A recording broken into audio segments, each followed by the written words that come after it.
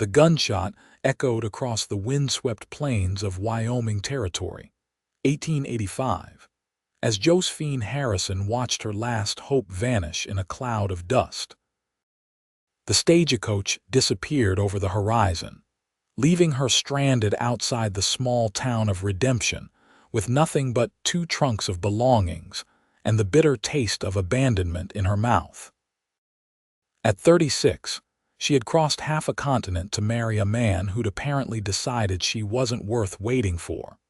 The brutal summer sun beat down mercilessly as Josephine adjusted her travel-worn bonnet. Sweat trickled down her back beneath layers of fabric that had once been fashionable in Boston, but now seemed ridiculous in this savage landscape. 20 years of teaching proper young ladies had not prepared her for this moment of complete vulnerability. "Madam, you planning on standing there till you take root?" Josephine turned toward the deep voice, squinting against the sun. A tall figure on horseback approached, silhouetted against the blazing sky. As he drew closer, she made out a man with sun-bronzed skin and eyes the color of a storm-washed sky. He sat easy in the saddle, as if he and the horse were one entity, moving with fluid grace across the uneven terrain. "I'm waiting for Mr. Edmund Blackwell," she replied stiffly, determined not to reveal her distress to this stranger. "He was to meet me here." The rider's expression darkened. He dismounted in one fluid motion, removing his hat to reveal dark hair streaked with silver at the temples. "Eddie Blackwell?" he asked, his voice carrying an edge that made Josephine's spine stiffen. "Yes. Do you know him?" "Knew him," the man corrected, his face grim. "Eddie Blackwell was buried 3 months ago. Took a bullet in a card game in Cheyenne." The world seemed to tilt beneath Josephine's feet. She reached for something to steady herself and found only air. The stranger moved quickly, catching her elbow before she could fall. "I'm Thomas Wade," he said more gently. "Most folks call me Tucker. I ranch about 5 miles east." "Josephine Harrison," she managed, trying to regain her composure. I came to marry him." Tucker Wade's weathered face registered surprise, then something like compassion. "I reckon nobody thought to send word." Josephine extricated herself from his grip, mortification washing over her in waves. "No, apparently not." She turned to survey her trunks with rising panic. Her teaching position in Boston was gone, sold to a younger woman when Josephine had given notice. Her small savings had purchased her passage west. There was no going back. "Do you have family hereabouts?" Tucker asked, watching her with those unsettling blue eyes. "No, no one." The admission cost her, but pride seemed a foolish luxury now. Tucker Wade studied her for a long moment, then nodded as if coming to a decision. "Redemption's just over that rise. Got a decent boarding house run by a widow named Clara Wilkins. She might take you in until you sort things out." "I cannot pay for lodging indefinitely," Josephine admitted. "I had expected." "Most folks expect things that never come," Tucker said, not unkindly. "Let's get you to town. We'll figure the rest later." He whistled, and his horse came to his side. With practiced ease, Tucker loaded her trunks onto the animal, securing them with leather straps. "Can you ride?" he asked. "It's been many years," Josephine admitted. Tucker nodded, then offered his hand. "Up you go, then. I'll walk alongside." The horse, a magnificent chestnut stallion, stood perfectly still as Tucker helped her into the saddle. The animal was warm beneath her, and Josephine felt suddenly, acutely aware of her own vulnerability in this vast, indifferent landscape. "His name's Hannibal," Tucker said as they began moving toward town. "Steady as they come." "He's beautiful," she offered, desperate for ordinary conversation to mask her rising panic. "Gets the job done," Tucker replied simply. They traveled in silence for a time, dust rising with each footfall. Josephine's mind raced, calculating her dwindling options. She had skills reading, writing, arithmetic, music, but what use were those in a frontier town like Redemption? Mr. Blackwell and I corresponded for almost a year, she said suddenly, needing to explain her presence. He owned a general store in town, he said. Tucker glanced up at her. That he did. Store's still there. His brother's running it now, come up from Colorado after the funeral. I see. Another door closed. As they crested the rise, Redemption spread before them, a collection of wooden buildings strung along a single dusty street. A church steeple rose above the other structures, and several horses stood hitched outside what appeared to be a saloon. Not much to look at, Tucker said, following her gaze. But it's growing. Got the railroad coming through next year, or so they tell us. A woman emerged from the nearest building, wiping her hands on an apron. She paused, shading her eyes to watch their approach. That's Clara now, Tucker said. Providence, maybe. The widow Wilkins proved to be a sturdy woman of perhaps 50, with practical hands and sharp eyes that missed nothing. She listened to Tucker's brief explanation without interruption, then turned her assessing gaze on Josephine. Eddie Blackwell was a fool in life and seems determined to cause trouble even in death, she declared. You'll stay with me tonight, Miss Harrison. We'll sort out the rest tomorrow. Josephine found herself installed in a small but clean room at the back of the boarding house, her trunks deposited by Tucker Wade, who had disappeared as quickly as propriety allowed. Clara brought her a simple meal of beans, corn bread, and surprisingly good coffee. Town needs a teacher, Clara said abruptly as Josephine ate. Been trying to get one from back east for 2 years now. Hope flickered. I taught for 20 years in Boston. Clara nodded. Figured as much. You've got that look about you. Town council meets tomorrow afternoon. I'll take you. Exhaustion crashed over Josephine in waves as Clara left her alone. She managed to change into her nightclothes before collapsing onto the narrow bed. Sleep, when it came, brought dreams of endless plains and blue eyes that seemed to see through all her careful defenses. Morning brought chaos as Josephine discovered Clara's boarding house served as the town's only restaurant.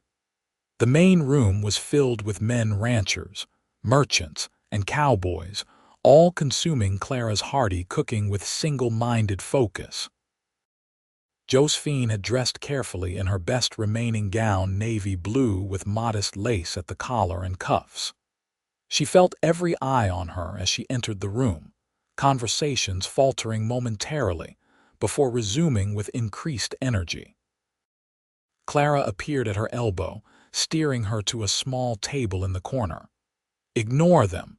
Most haven't seen a new face in months, let alone one as refined as yours. A familiar figure entered, ducking his head slightly through the doorway. Tucker Wade's presence seemed to fill the room, though he moved quietly to a table near the window. He nodded politely in Josephine's direction, but made no move to approach. Tucker Wade's the most successful rancher in the county, Clara said, following Josephine's gaze. Started with nothing 10 years ago. Now runs the Big Sky spread with nearly 2,000 head of cattle. He was very kind yesterday, Josephine murmured. Clara snorted softly. Tucker's got a reputation for collecting strays, wounded animals, lost children, down on their luck cowboys. Got a soft heart under all that leather and grit, Josephine bristled. I am not a stray. Course not, Clara agreed too readily. You're a respectable woman who's had a setback, but to Tucker, that's near enough the same thing. After breakfast, Clara introduced Josephine to Reverend Samuel Prescott, the town's preacher and head of the school board. The meeting that afternoon was brief and decisive. Redemption needed a teacher. Josephine needed employment. By evening, she had secured a position at the town's small schoolhouse, with a salary that would cover her board and little else. She would begin in 2 weeks when the fall term started. It's not much, Clara said as they walked back to the boarding house. "But it's a start." Josephine nodded, relief washing through her. "I've never taught children of different ages together," she admitted. "At my previous school, students were carefully separated by age and ability." Clara chuckled. "Well, you'll have everyone from 6 to 16, and most of them more familiar with cattle brands than Shakespeare. But they're good children mostly, just need a firm hand." As they approached the boarding house, Josephine spotted Tucker Wade leaning against the hitching post, deep in conversation with a weathered man whose badge identified him as the local sheriff. "Miss Harrison," Tucker greeted her, straightening.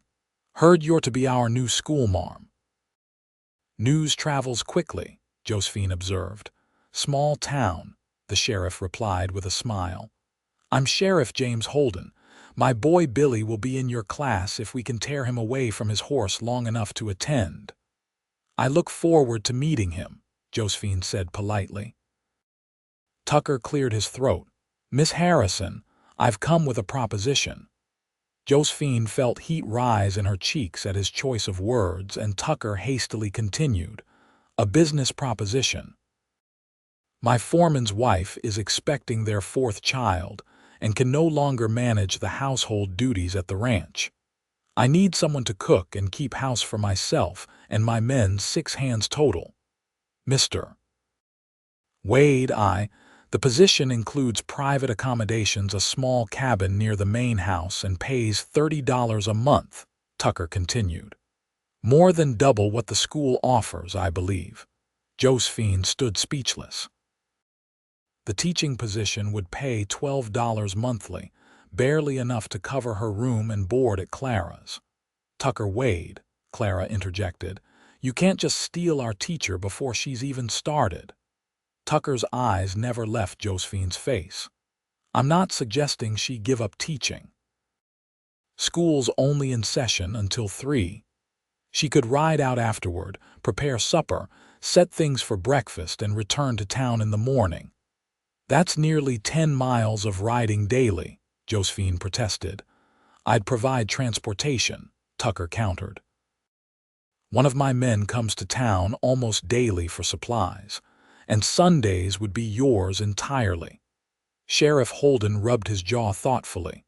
"It's not a bad arrangement, Miss Harrison. Teaching alone won't keep you in stockings and hairpins, I'm afraid." "I need to think about this," Josephine said carefully. Tucker nodded. "Of course, I'll call tomorrow for your answer." He tipped his hat and strode toward his horse, the sheriff following after bidding them goodbye. "Well," Clara said as they watched the men ride away, "that's unexpected." "Is it?" Josephine asked, suddenly suspicious. "Or did you mention my predicament to Mr. Wade?" Clara had the grace to look slightly abashed. "Might have mentioned you were qualified for more than teaching farm children their letters." She shrugged. "Tucker pays well and treats his people fair. And $30 a month will set you up proper. You could save enough to move on to Denver or even San Francisco in a year or 2. Josephine wondered why the thought of leaving Redemption so soon felt strangely disappointing. That night, she lay awake considering Tucker Wade's offer. The extra income would certainly secure her future, but the arrangement seemed fraught with potential impropriety. An unmarried woman living on a ranch with 7 men, even in separate quarters, would raise eyebrows in Boston. But this wasn't Boston. And without family or connections, her reputation seemed a luxury she could ill afford. By morning, Josephine had made her decision. When Tucker Wade appeared at Clara's doorstep after breakfast, hat in hand, she was ready. "I accept your offer, Mr. Wade, with certain conditions." Tucker raised an eyebrow. "I'm listening." "I will prepare the evening meal and breakfast, but I will not clean personal quarters. Each man must maintain his own space." "Agreed." "I require Saturdays free to prepare my lessons in addition to Sundays." Tucker nodded. "That's reasonable." "And I will not be treated as a servant to be ordered about. I am entering into a business arrangement with you as equals." A smile tugged at the corner of Tucker's mouth. "Anything else, Miss Harrison? I will need to review the kitchen and larder before committing to specific meals." Tucker laughed then, a rich sound that startled Josephine with its warmth. "I believe we'll get along just fine, Miss Harrison. When can you start?" "Tomorrow," she replied. "I'd like to see the accommodations today, if possible." By mid-afternoon, Josephine was riding beside Tucker in a wagon bound for the Big Sky Ranch. The landscape opened before them, rolling prairie dotted with sagebrush and occasional stands of cottonwood trees. In the distance, the jagged peaks of mountains rose against the impossibly blue sky. "It's beautiful," Josephine murmured, almost to herself. Tucker glanced at her. "Different from Boston, I expect." "Yes, everything there is, contained, structured." She gestured toward the open prairie. "This feels endless." "It'll close in quick enough come winter," Tucker warned. "We get snow that can bury a man standing upright." Josephine tried to imagine such a thing and failed. "How long have you been here?" Tucker was silent for a moment, his eyes on the horizon. "Coming on 11 years now. Came west after the war with nothing but my horse and what I could carry." "You fought in the war?" Josephine asked carefully, uncertain which side he might have supported. "Union cavalry," Tucker replied. 4 years that aged me 20. He offered nothing more, and Josephine didn't press. The war between the states had ended 20 years ago, but its shadows lingered in unexpected places. The Big Sky Ranch appeared suddenly, as they crested a rise, a collection of well-maintained buildings nestled in a valley beside a small creek. The main house was larger than Josephine had expected, built of sturdy logs with a wide porch wrapped around 2 sides. Several outbuildings clustered nearby, and beyond them stretched corrals and barns. "It's quite impressive," Josephine said truthfully. Tucker's expression softened as he surveyed his domain. "It's home." He drove the wagon directly to a small cabin set slightly apart from the other buildings. "This would be your quarters," he said, helping her down from the wagon. The cabin was simple but sound, one room with a small iron stove, a narrow bed, a table with 2 chairs, and a chest of drawers. Windows on 2 walls let in ample light, and a colorful rag rug covered part of the plank floor. "My foreman's wife left the curtains and bedding," Tucker explained, seemingly nervous for the first time since Josephine had met him. "But we can get different ones if you prefer." "It's perfectly adequate," Josephine assured him, oddly touched by his concern. They moved on to the main house, where Tucker showed her the kitchen, a large, well-equipped room with a massive cookstove and ample storage. The dining room beyond could seat 12 comfortably around a table made from a single massive slab of timber. "The men take breakfast at 6 and supper at 7, Tucker explained. "Lunch they manage themselves, depending on where they're working." "And where do you take your meals, Mr. Wade?" Josephine asked. "Tucker," he corrected gently. "Most days I eat with the men. Occasionally I have business guests, but I'll give you fair warning." As they completed the tour, a group of riders approached the house. Tucker led Josephine onto the porch to meet them. "My crew," he explained. "Best hands in the territory." The men dismounted, eyeing Josephine with undisguised curiosity as Tucker made introductions. Frank Miller, the foreman, was a stocky man with a ready smile. His wife, Abigail, was expecting their child within weeks and had moved to town to be closer to the midwife. The other hands, Joe, Miguel, Charlie, and young David, who couldn't be more than 18 each, tipped their hats politely. "Miss Harrison is our new teacher," Tucker explained, "and she'll also be taking over kitchen duties from Abby." The men exchanged glances that Josephine couldn't quite interpret.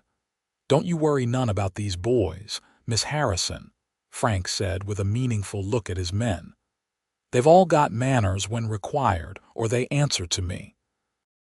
"I'm sure we'll get along splendidly," Josephine replied, her teacher's tone brooking no argument. Tucker drove her back to town as the sun began its descent, painting the landscape in gold and amber. They traveled in comfortable silence until the outskirts of Redemption appeared. "I appreciate the opportunity, Mr. Wade Tucker," Josephine said as they neared Clara's boarding house. Not many would hire a woman they'd just met. Tucker's hands tightened briefly on the reins. "Out here, we judge people by what they do, not what they've done or where they've come from." He glanced at her. Fresh starts are Wyoming's main export, after cattle. The following weeks established a routine that surprised Josephine with its sustainability. She rose before dawn to ride to town with whichever ranch hand was making the journey, taught school until 3, then returned to the ranch to prepare the evening meal.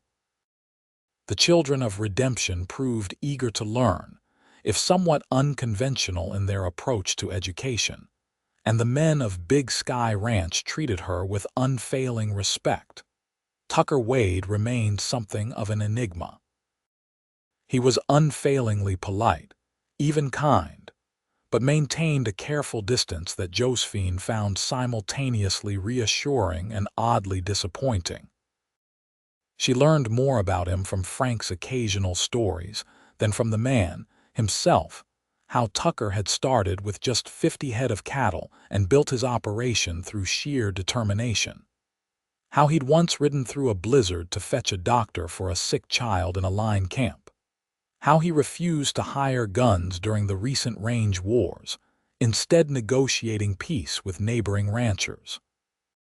As September yielded to October, the prairie transformed. Grasses turned golden, and the morning air carried the promise of winter. Josephine found herself watching the sky each afternoon, gauging the weather for her return journey to the ranch. One Friday evening, as she worked in the ranch kitchen preparing stew for the men's supper, a commotion outside drew her attention. Looking through the window, she saw Tucker and Frank helping a man from a horse. The stranger's leg was wrapped in a makeshift bandage, dark with blood. They carried him into the house as Josephine hurried to clear the kitchen table. "Cougar," Tucker explained tersely as they laid the injured man down. "Caught him checking trap lines in the north section." The wounded trapper was conscious but pale with pain and blood loss. "Sorry about the mess, madam," he managed through gritted teeth. "Don't be ridiculous," Josephine replied, already gathering clean cloths and water. "Tucker, my larger trunk contains a medical kit. My father was a doctor." Tucker didn't question her, disappearing briefly to her cabin and returning with the wooden case. Josephine opened it, revealing an array of surgical instruments, medicines, and bandages. "You know how to use those?" Frank asked skeptically. "I assisted my father for many years," Josephine replied, pulling out scissors to cut away the trapper's bloodied trouser leg. "I'm not a doctor, but I can clean and stitch a wound." The injury was ugly but relatively clean, 4 parallel gashes where the mountain lion's claws had raked the man's calf. "You're fortunate," Josephine told him as she cleaned the wounds with carbolic solution. "The cuts are deep, but missed the major blood vessels."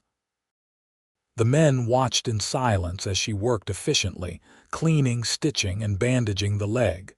When she finished, Tucker helped the trapper to the bunkhouse to rest. "Where did you learn to do that?" Tucker asked when he returned, finding Josephine cleaning her instruments. "My father believed women were just as capable as men in medicine," she replied. "He taught me everything he could, though of course I couldn't attend medical school." Tucker leaned against the doorframe, studying her with new interest. "You're full of surprises, Josephine Harrison." It was the first time he'd used her given name, and Josephine found herself unreasonably pleased by it. "Life seldom follows the paths we expect," she said, closing her medical kit, Tucker stepped forward, taking the heavy case from her hands. "No," he agreed quietly. "It certainly doesn't." Something shifted between them after that night. Tucker began taking his evening meals at the house rather than with the men, engaging Josephine in conversation about books, politics, and the changing seasons. She learned he subscribed to 3 newspapers and had a collection of classics in his study. He, in turn, discovered her passion for astronomy and arranged for a telescope to be delivered from Cheyenne. "For the school," he insisted. As November arrived with biting winds and the first dusting of snow, practical concerns arose about Josephine's daily travel between town and ranch. The solution came from an unexpected quarter.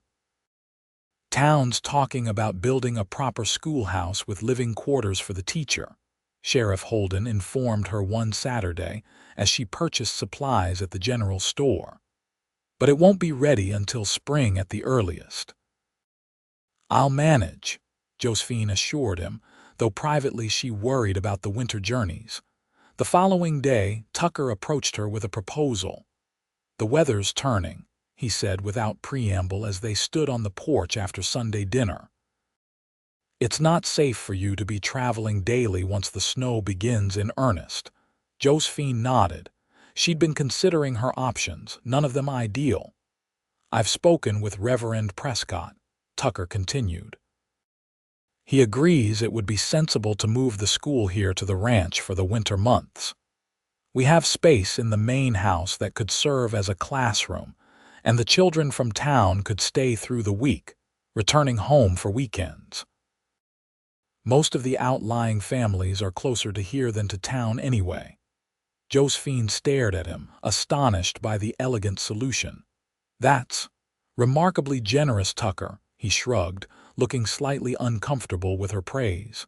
"It's practical. Education shouldn't stop because of weather." The arrangement was quickly approved by the town council and the parents of Josephine's 12 students. Within a week, the front room of Tucker's house had been transformed into a classroom, with desks fashioned by the ranch hands and a proper blackboard ordered from Cheyenne. The children arrived on a Monday morning, excited by the adventure of their temporary school location. Josephine found teaching in this intimate setting strangely rewarding. Without the constraints of the town's expectations, she could tailor her lessons more precisely to each child's needs and interests. Tucker often paused in the doorway to observe her lessons, a small smile playing at the corners of his mouth. On one such occasion, as the children were absorbed in their arithmetic, he beckoned her into the hallway. "You're good with them," he said quietly. "Even Billy Holden is paying attention, and his father swears the boy can't sit still for more than 2 minutes at a stretch." Josephine felt a flush of pleasure at his approval. They're bright children. They just need someone to believe they can learn. Tucker studied her face for a moment. "You're not what I expected when I found you by that stagecoach." "What did you expect?" Josephine asked, genuinely curious.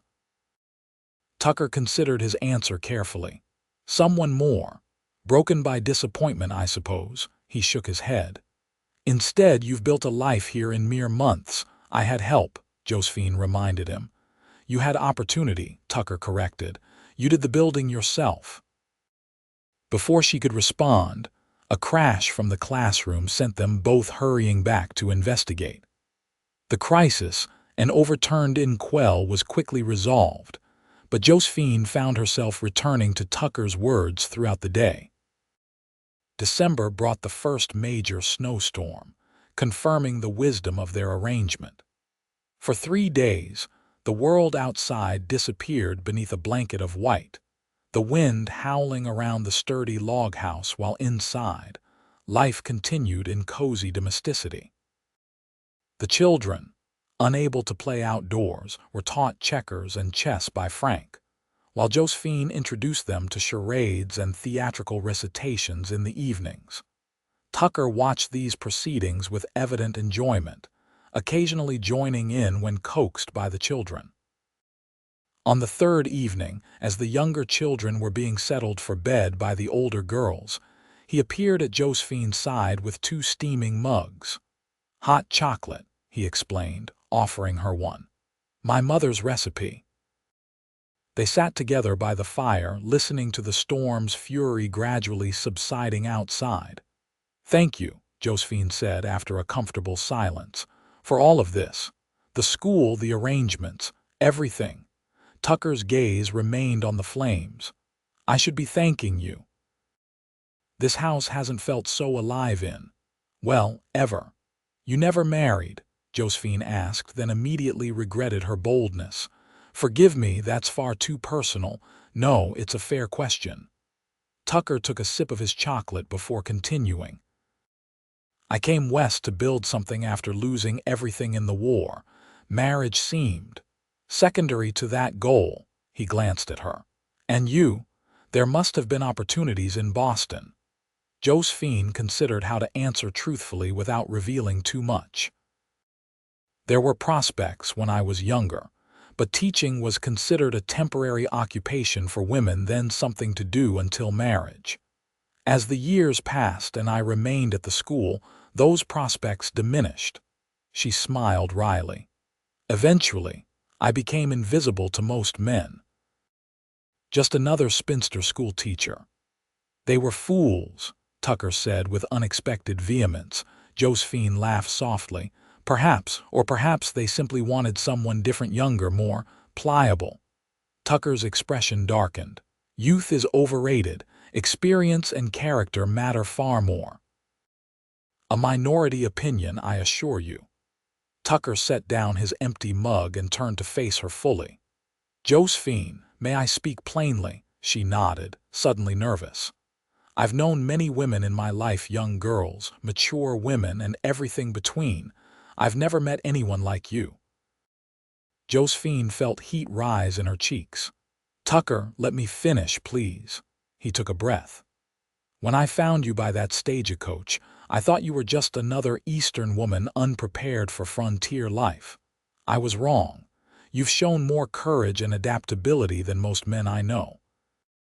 "I had no choice," Josephine protested softly. "We always have choices. You chose to stay and build something here rather than retreating to safer ground." A log shifted in the fireplace, sending sparks upward. In their light, Josephine could see the intensity in Tucker's eyes. "I find myself thinking about you," he continued, his voice lower. "When you're not here, I look for you. When you are here, I find reasons to be in the same room." Josephine's heart hammered in her chest. "I'm not young," she said, the words escaping before she could reconsider them.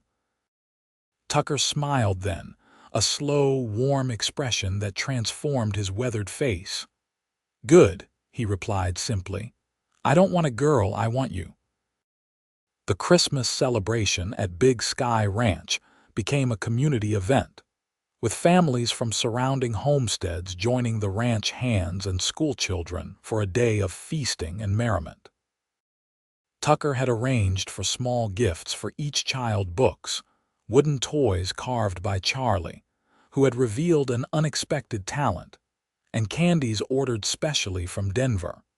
Josephine watched him throughout the day, this man who had created not just a successful ranch, but a true community around him. He moved easily among his guests, making each person feel valued and welcome. Several times, she caught him looking her way, a question in his eyes that both thrilled and terrified her. They had not spoken further of his declaration by the fire, though something had definitely shifted between them. Tucker had become more attentive, finding small ways to ease her daily tasks, having wood chopped and stacked by her cabin door, ensuring her classroom was warm before the children arrived, riding alongside her when she visited parents in distant homesteads. As evening fell and the celebrations wound down, Tucker found her in the kitchen, putting away the last of the dishes. "I have something for you," he said, producing a small package wrapped in brown paper and tied with red ribbon. Tucker, you shouldn't have. It's Christmas, he interrupted with a smile. Humor me. Josephine carefully unwrapped the gift to reveal a small leather-bound volume of poetry, Elizabeth Barrett Browning sonnets. Opening the cover, she found an inscription. To Josephine, who builds castles where others see only ruins. With admiration, T.W. It's beautiful, she whispered, genuinely moved. Thank you. I remembered you mentioning she was your favorite poet, Tucker said, looking pleased by her reaction. Josephine touched the fine leather binding. I have something for you as well, though it's not nearly so fine. She retrieved a parcel from the pantry, a scarf she had knitted in the evenings, using wool from a local shepherd. The deep blue matched Tucker's eyes, though she would never admit she'd chosen the color for that reason. Tucker accepted it with evident pleasure, immediately wrapping it around his neck. It's perfect, he declared, and precisely what I needed. They stood in the warm kitchen, surrounded by the remnants of the day's celebration, suddenly awkward with each other. Josephine, Tucker began, then hesitated. I meant what I said that night by the fire, but I don't want to rush you. She met his gaze steadily. I've been rushed once into coming here to marry a man I barely knew. I don't regret that journey now, but I don't wish to repeat the mistake. Tucker nodded. I understand. We have time. As January's brutal cold gave way to February's unpredictable thaws and freezes, life at the ranch settled into a comfortable pattern. The children thrived under Josephine's tutelage, and preparations began for their return to the town schoolhouse in spring. Josephine found herself increasingly torn about this prospect. The practical arrangement of living and teaching at the ranch had evolved into something far more meaningful than she had anticipated. The thought of returning to her solitary room at Clara's boarding house held little appeal now that she had experienced the warmth of community at Big Sky. Tucker, true to his word, had not pressed her for any declaration of feelings, though his own were evident in countless small gestures and the way his eyes followed her movements. Josephine knew she was falling in love with him, perhaps had been since that first day when he'd found her abandoned and offered practical help without pity. The matter came to a head one evening in late February. The children had been returned to town for a weekend with their families, and the ranch was unusually quiet. Josephine was reading in the main house when Tucker entered, his expression troubled. "What is it?" she asked, setting aside her book. "Frank just returned from town with news," Tucker said, settling into the chair opposite her. "The school board has received an application from a young woman in Denver, a qualified teacher willing to take over the school next term." Josephine felt as if the floor had dropped away beneath her. "I see. Reverend Prescott wanted me to tell you before they make any decision," Tucker continued. "He values your contribution greatly, but a younger woman would be preferable," Josephine finished for him, old wounds reopening. "More energy for the children, a longer potential tenure." "Those weren't his words," Tucker said firmly. "They didn't need to be." Josephine stood, needing to move. "It's a familiar story, Tucker. I'm surprised I was allowed even this much time." Tucker rose as well, blocking her path to the door. "Josephine, wait, there's more to discuss." She looked up at him, suddenly exhausted. "What more is there? I'll lose my position and with it my reason for being here." "Is that all that keeps you here?" Tucker asked, his voice rough with emotion. "A teaching position," Josephine hesitated, the truth hovering unspoken between them. "Because if it is," Tucker continued, "then perhaps it's best if you do move on. But if there's someone else that matters to you here, then fight for what you want." "I'm tired of fighting," Josephine admitted. "I've spent my entire adult life proving my worth, only to be replaced when someone younger comes along." Tucker's hands came to rest lightly on her shoulders. "Then let me fight for you this time." Josephine looked up at him, seeing the determination in his face. "What are you saying, Tucker?" "I'm saying I love you," he replied simply. "I'm saying I want you to stay not as my cook or as the local teacher, but as my wife." Josephine felt tears threatening. "Tucker, think about what you're proposing. I'm 36 years old." "I can't give you children, a family. I have a family," Tucker interrupted gently. "This ranch, these people, they're my family, and they love you almost as much as I do." "Almost." Josephine found herself smiling despite her tears. Tucker's hands moved to frame her face.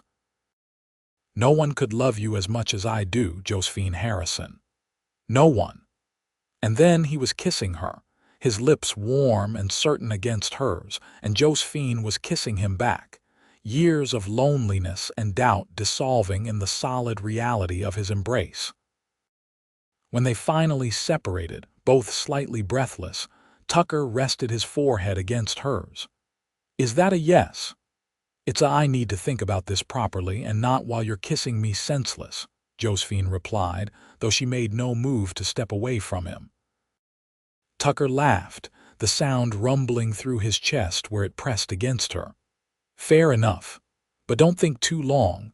I'm not as young as I once was either." The following morning, Josephine rode into town with Frank, ostensibly to check on her students but actually to speak with Reverend Prescott. The clergyman received her in his small office attached to the church, looking distinctly uncomfortable. "Miss Harrison, I assure you no decision has been made regarding the teaching position," he began. "I understand," Josephine said calmly. "And I'm not here to lobby for my job, Reverend. I'm here to resign." Prescott blinked in surprise. "Resign? But I thought, Mr. Wade has asked me to marry him," Josephine continued, finding a certain satisfaction in the minister's stunned expression. "I've accepted." "Well, this is unexpected news," Prescott managed, "though perhaps not entirely surprising to those who have seen you together these past months." "Indeed." Josephine smoothed her skirts. "I would like to complete the school term, of course, but after that my priorities will naturally shift." Prescott nodded, recovering his composure. Of course, and may I be the first to offer my congratulations. Tucker Wade is one of our most respected citizens." "Thank you, Reverend."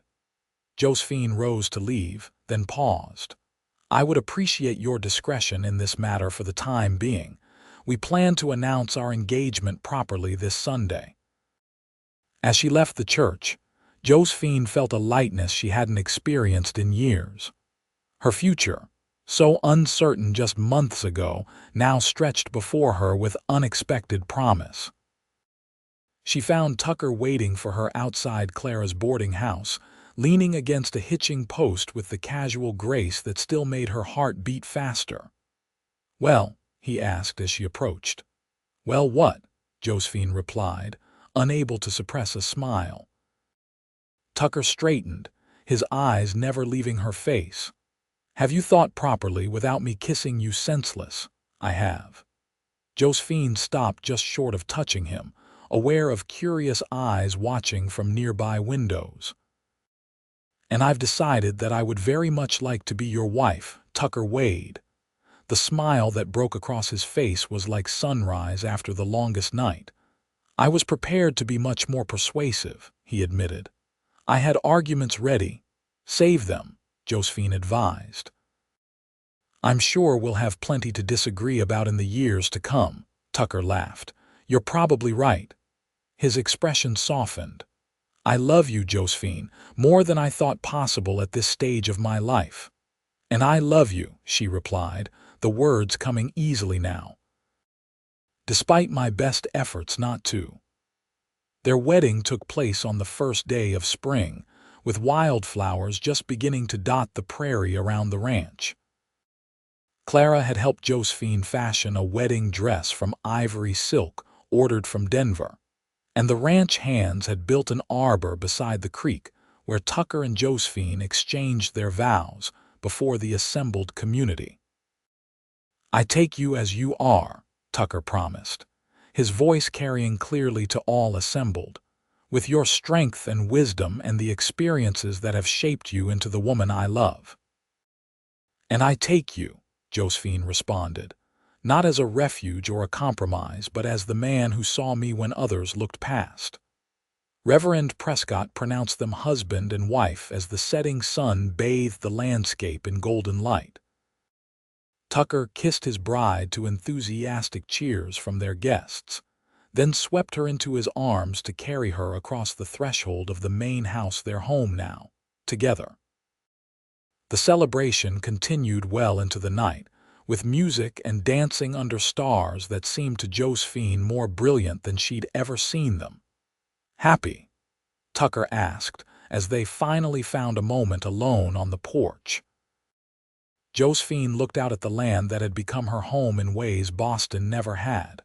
"Completely," she answered truthfully. "Are you?" Tucker's arm tightened around her waist. "I've built something good here," he said, surveying his ranch, "but it was just a place until you came." "A fine line for a practical rancher," Josephine teased.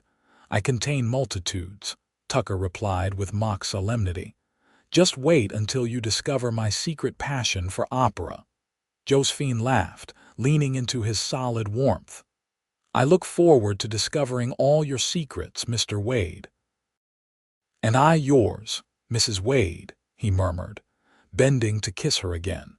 5 years later, Josephine stood on the porch of the main house, watching as Tucker led their adopted daughter Jenny on her first pony ride around the corral.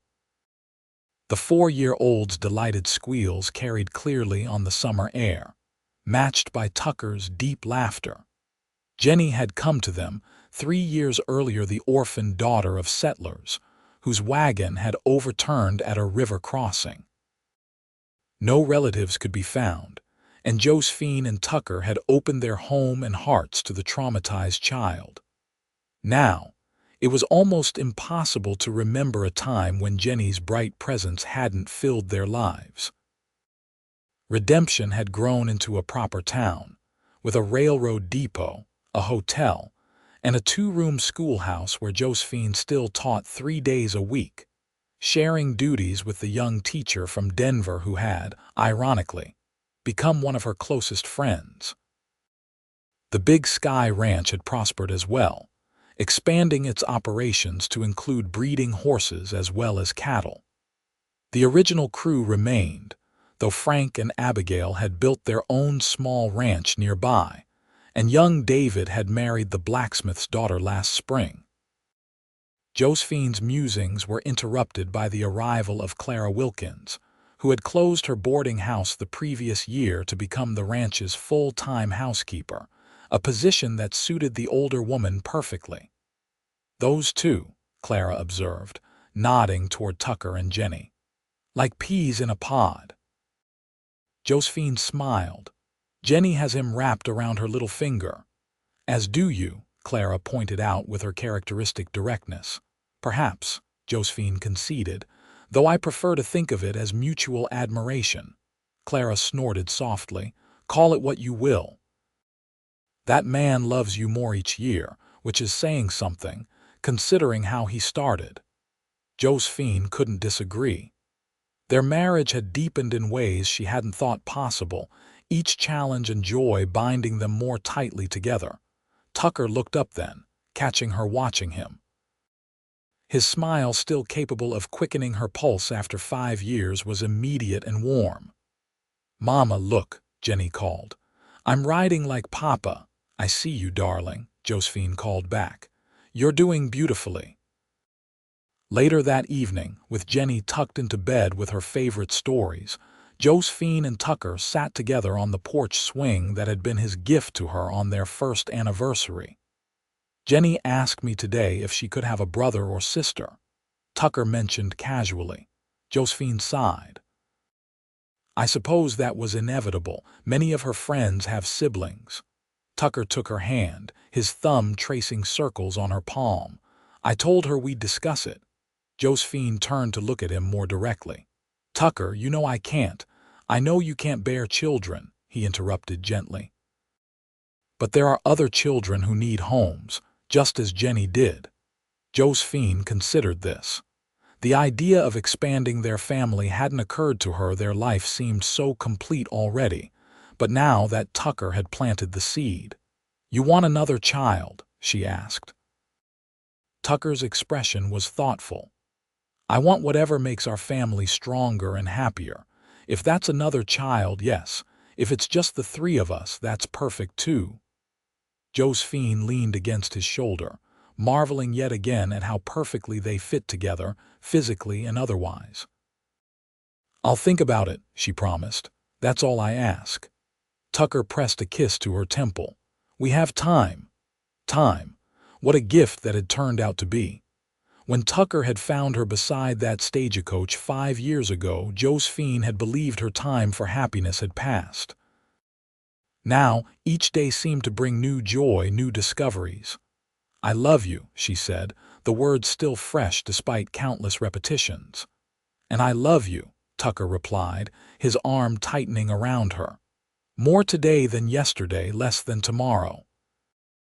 The summer twilight deepened around them as they sat together, watching the stars emerge above their home, two people who had found each other not in the flush of youth, but in the rich fullness of mature lives, creating something stronger and more enduring than either had imagined possible.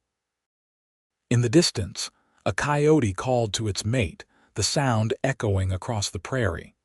Closer at hand, the creek murmured its eternal song, and somewhere in the barn, a horse nickered softly. The familiar sounds of home. "We should go in," Josephine said eventually, though she made no move to rise. "In a minute," Tucker replied, his voice peaceful. "Let's just sit a while longer." And so they did together as the night deepened and the Wyoming stars blazed overhead, lighting the way forward into all their tomorrows.